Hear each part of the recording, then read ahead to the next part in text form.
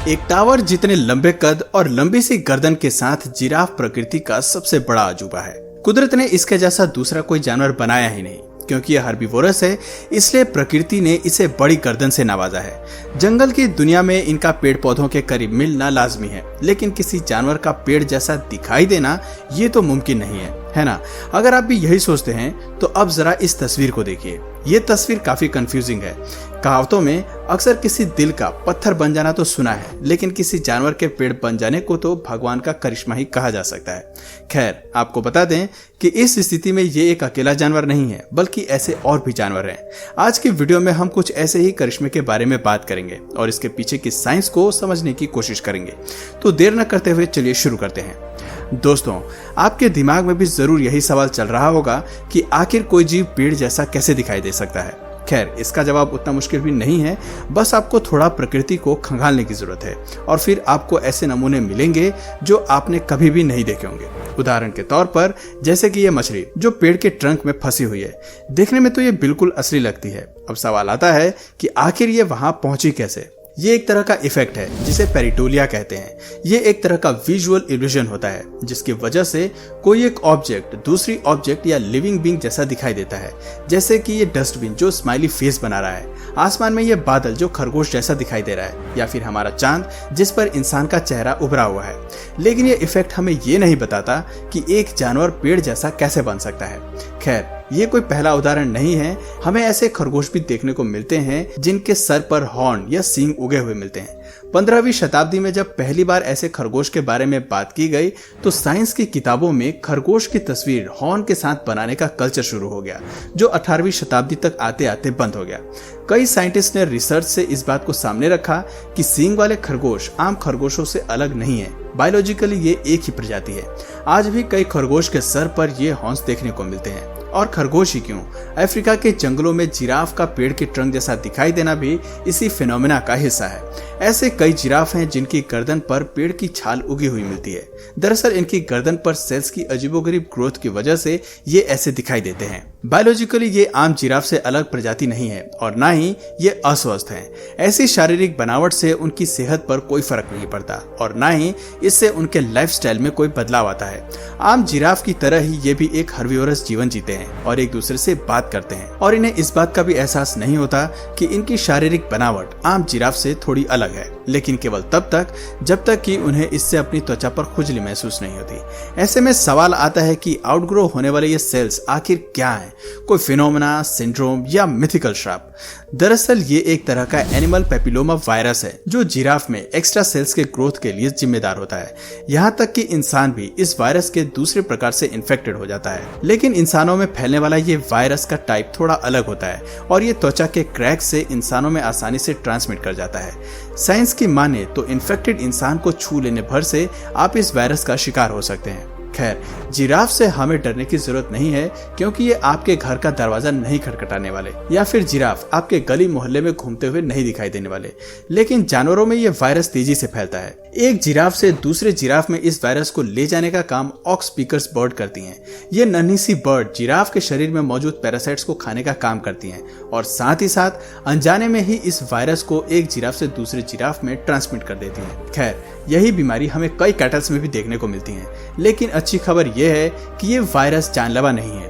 हालांकि इस वायरस के चलते जानवरों को थोड़ी बहुत दिक्कत का सामना करना पड़ता है और इनकी शारीरिक खूबसूरती पूरी तरह से तहस नहस हो जाती है।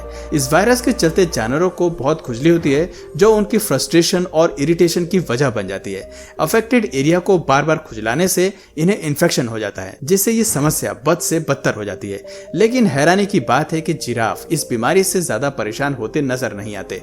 शायद ऐसा भी हो सकता है कि उन्हें इन वार्ड्स की आदत पड़ जाती है। हम नहीं जानते कि यह वायरस सबसे पहले कैसे जन्मा और जिराफ में कैसे फैलना शुरू हुआ, लेकिन रिपोर्ट्स बताती हैं कि यह वायरस 420 मिलियन साल पुराना है और वक्त के साथ साथ इस वायरस ने अपने आप को धीमी गति से इवॉल्व किया है, जबकि दूसरे टाइप के वायरस काफी तेजी से ग्रो करते हैं। ज्यादातर वायरस होस्ट की बढ़ती ताकत के साथ खुद को लेवल अप करना जानते हैं, लेकिन इसमें हमें ऐसा बेहद ही कम देखने को मिलता है।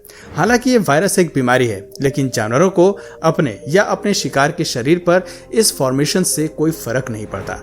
यहाँ तक कि जिराफ का शिकार करने वाले शेर भी इस फॉर्मेशन के खिलाफ भेदभाव करते नजर नहीं आते। लेकिन ह्यूमन हंटर्स की बात ही अलग है। ये बीमारी जिराफ्स को हंटर से बचाने का काम करती है। जाहिर सी बात है कि कोई भी इंसान इस अफेक्टेड जिराफ को शिकार नहीं करना चाहेगा, क्योंकि बाजार में उसकी कोई कीमत नहीं होगी। अब अगर आप सोच रहे हैं कि यह बीमारी केवल अफ्रीका तक ही सीमित है, तो इस तस्वीर को देखिए जो हिरन की है।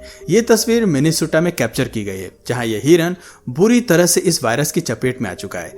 हालांकि यह हिरन पूरी तरह से स्वस्थ है, इसे किसी दर्द का सामना नहीं करना पड़ रहा, लेकिन इसका व्यू पूरी तरह से डिस्टर्ब हो चुका है। खैर, अच्छी खबर यह है कि एक्स्ट्रा ग्रोथ वाले ये वार्ड्स बड़े होने की वजह से खुद ही नीचे झड़ने वाले हैं। अब बात करते हैं इंसानों पर यह वायरस क्या प्रभाव डालता है। क्या इंसान भी जिराफ की तरह एक पेड़ की तरह नजर आने लगते हैं? अब जरा इस इंसान को देखिए, जिसका पूरा शरीर इन वार्ड्स में कवर हो रहा है। देखने में यह ऐसा लगता है जैसे कि इसकी त्वचा पेड़ की छाल में तब्दील हो रही है। इस बीमारी को इंसानों में एपिडर्मल डिस्प्लाजिया वर्सिफॉर्मिस कहकर बुलाया जाता है। कुछ लोग इसे ट्री मैन सिंड्रोम के नाम से भी जानते हैं। ये बीमारी पूरी तरह से पेप्लियोमा वायरस से कनेक्टेड है, और सबसे हैरानी की बात यह है कि इस बीमारी में इंसान का शरीर पेड़ की तरह ट्रांसफॉर्म होने लगता है। इसके पीछे साइंस ये है कि इंसान और इस दुनिया में मौजूद हर लिविंग बीइंग में केवल एक ही तरह का डीएनए पाया जाता है। अगर हम पेड़ पौधे और अपने जेनेटिक कोड को देखेंगे तो पाएंगे कि हम में और इनमें कई सिमिलैरिटीज हैं। केवल कुछ ही कोड अनोखे हैं जो हमें इससे अलग करते हैं और इंसान बनाते हैं। इसका मतलब ये है कि आपके घर के पास जो पेड़ लगे हैं वो जेनेटिकली आपसे मेल खाते हैं। यहाँ तक कि बनाना का 60% कोड इंसानों से मेल खाता है। शायद यही वजह है कि इस स्थिति में इंसान का शरीर पेड़ की छाल जैसा होने लगता है। इस बीमारी की सबसे दुखद बात यह है कि इसका कोई इलाज नहीं है, केवल इसके इफेक्ट को कम किया जा सकता है। ट्री मैन सिंड्रोम सबसे पहले 1922 में सामने आया था, और तब से लेकर इस बीमारी के बेहद कम ही मामले सामने आए हैं। जानवरों के लिए भले ही ये बीमारी उतनी पेनफुल ना हो, लेकिन इंसानों के लिए ये एक श्राप है, क्योंकि जो इंसान इसका शिकार होते हैं उन्हें सामाजिक और मानसिक रूप से कई दिक्कतों से गुजरना पड़ता है। वर्स्ट कंडीशन में इंसान का इम्यून सिस्टम इस वायरस से लड़ने में पूरी तरह से फेल हो जाता है, जिससे ये पूरे शरीर में घातक रूप से फैलता है और हर इंसान का शरीर पेड़ की छाल में तब्दील होता चला जाता है। सालों की रिसर्च के बाद भी इसका तोड़ निकालना डॉक्टर्स के लिए काफी मुश्किल रहा है। यहाँ तक कि इस बीमारी को पूरी तरह ट्रीट करना भी काफी मुश्किल है। अब बात करते हैं जिराफ और बाकी जानवरों की, तो उन्हें इस बीमारी से जूझना नहीं पड़ता। ये उनके जिंदगी का हिस्सा बन जाता है और इसी स्थिति में उनकी नेचुरल डेथ भी हो जाती है। पेड़ के रूप में जिराफ इंसानों के लिए भले ही दिलचस्प है, लेकिन जिराफ और बाकी जानवरों को भी इस स्किन कंडीशन से बचाने की कोशिश जारी है। आज के समय में डॉक्टर दवाई की मदद से इन वार्ड्स के साइज को कम करने की कोशिश करते हैं या उनके शरीर से निकाल ही देते हैं। तो दोस्तों, अब आप जान गए होंगे कि जिराफ किस तरह से पेड़ की छाल के रूप में नजर आते हैं और बाकी जानवर भी कैसे इस तरह की कंडीशंस का शिकार होते हैं। तो दोस्तों, आपने कभी ऐसे जानवर को देखा है या नहीं, कमेंट करके जरूर बताइए। और अगर इस वीडियो से आपको कुछ नया जानने या सीखने को मिला या फिर इंटरेस्टिंग लगा, तो प्लीज इस वीडियो को एक लाइक करके अपने फ्रेंड्स और फैमिली में इसे जरूर शेयर करें। और यदि आप इस चैनल पर नए हैं तो प्लीज इस चैनल को सब्सक्राइब करके बेल नोटिफिकेशन आइकन को ऑन कर लीजिए, ताकि हमारे आने वाले वीडियोस आप मिस न करें। मिलते हैं फिर किसी वीडियो में नए टॉपिक के साथ, तब तक के लिए नमस्कार।